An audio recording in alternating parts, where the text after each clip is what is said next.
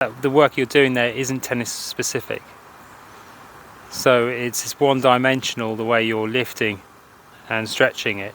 And tennis is very much this way, that way, every direction. So you need to be working more on the stability of the ankle rather than the pure strength.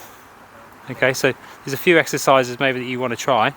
First one is you put 4 points, like at a square, and on one foot you're going to hop around that square.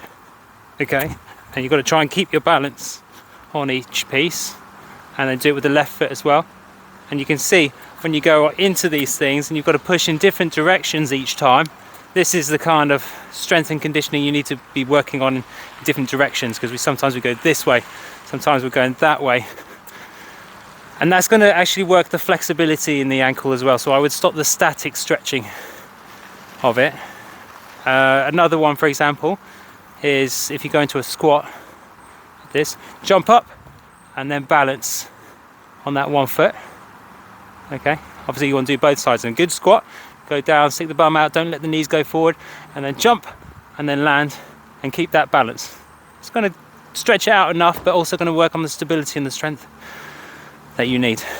Now you get those little like half Swiss balls in the gym, you know the ones?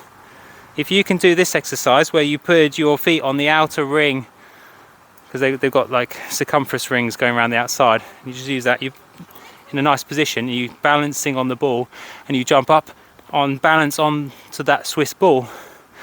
That's going to give you even more strength and conditioning on the stability, and help you with the stretching as well.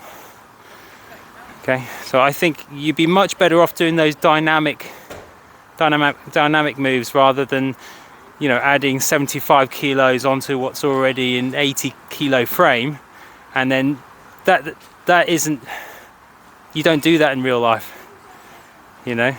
So use your own body weight, and don't use anything more than your own body weight, and work on more stability rather than pure upright strength.